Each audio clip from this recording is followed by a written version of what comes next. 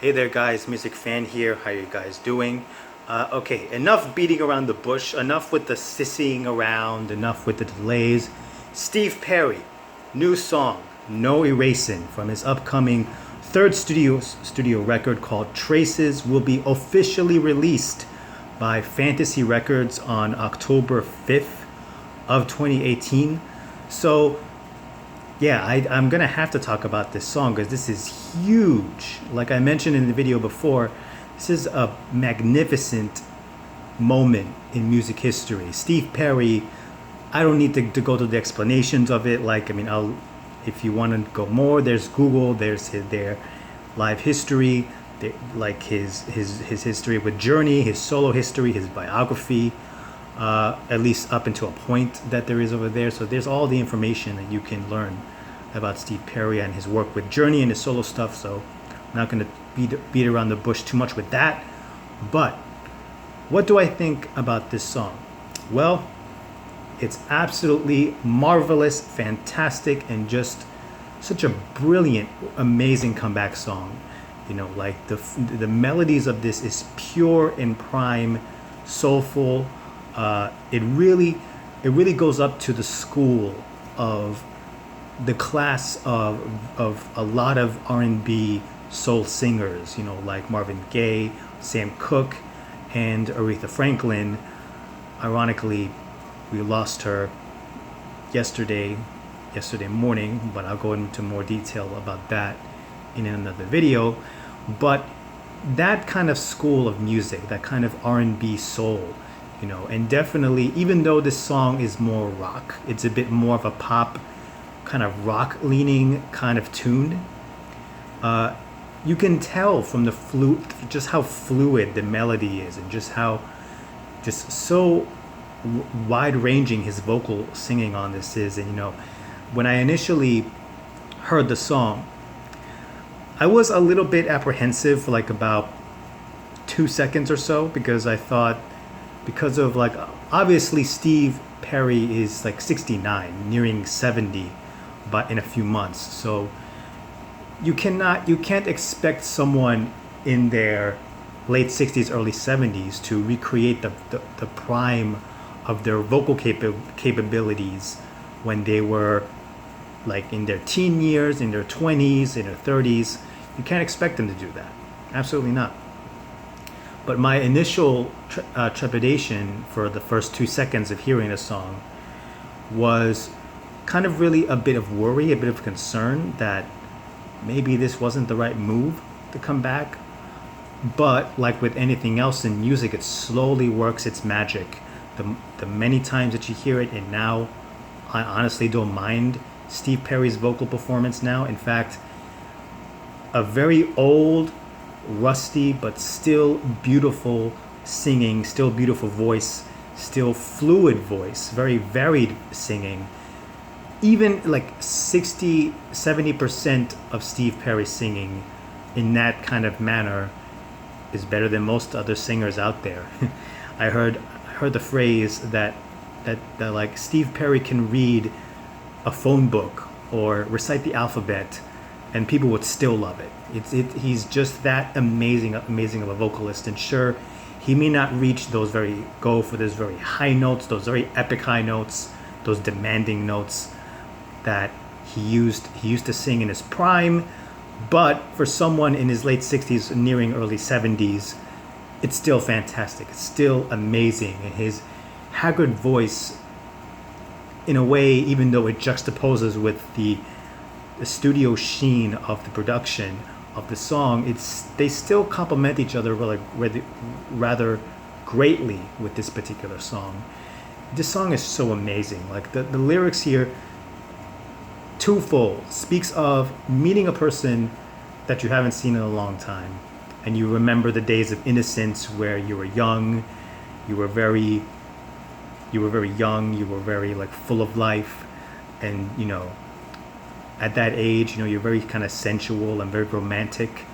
And it speaks to the fact that this is the first Steve Perry song in 20 years or so. Like, I think the last time Steve Perry had a legit song with his vocals was the song I Stand Alone, which was from The Quest for Camelot Camelot soundtrack, and like, and possibly even 24 if you count Trial by Fire with Journey. But it's the first time in a long while that Steve Perry has come out with a song, and it's the more times I listen to this song, I just can't help but just get a smile on my face. I mean, this has been such a long time coming. People have been waiting for this for so long, and understandably so. I mean, you listen to Steve Perry in his recent interviews in the last 2 days or so, in this whole week, he has been saying a lot of how in the late 80s he ran out of his passion for music. It had gotten too much to the point where the business and even the grind and took over the genuine love for music.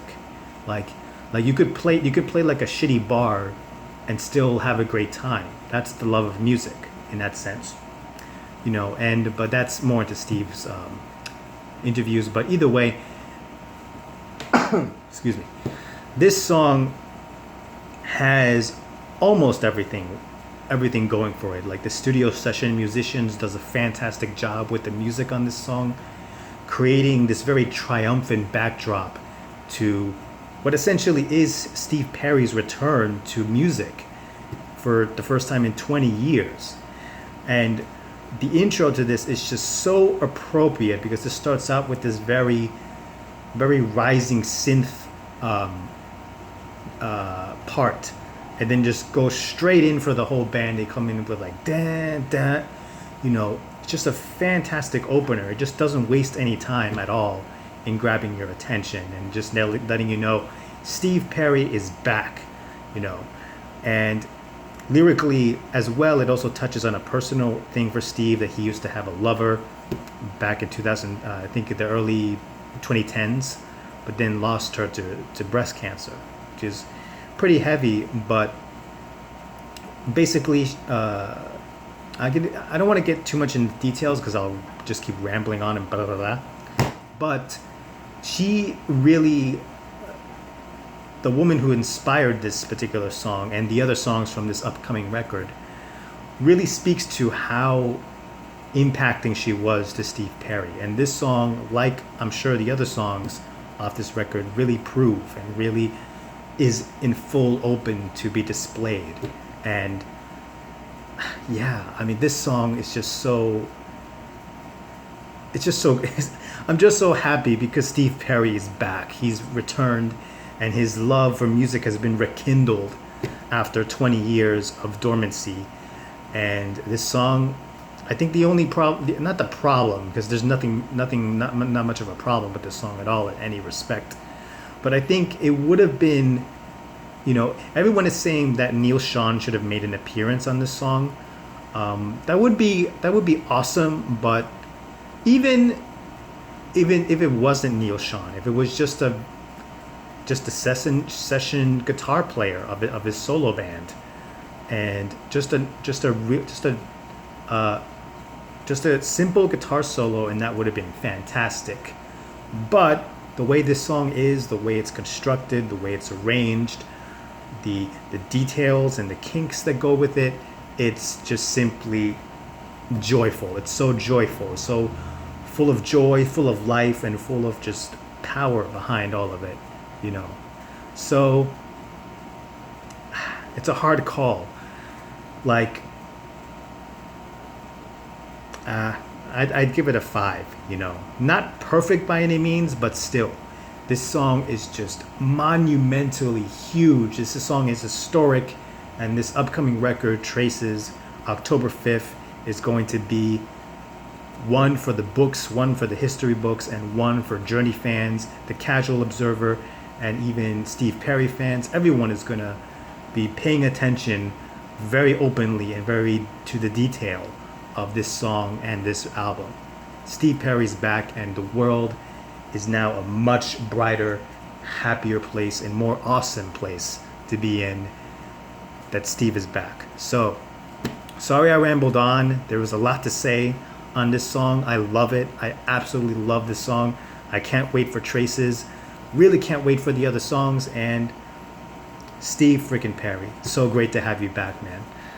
Anyway, that's all I have to say. Mr. Music Fan, Steve Perry is back, and we're here to celebrate it. So, take care, guys. See you guys later. Peace.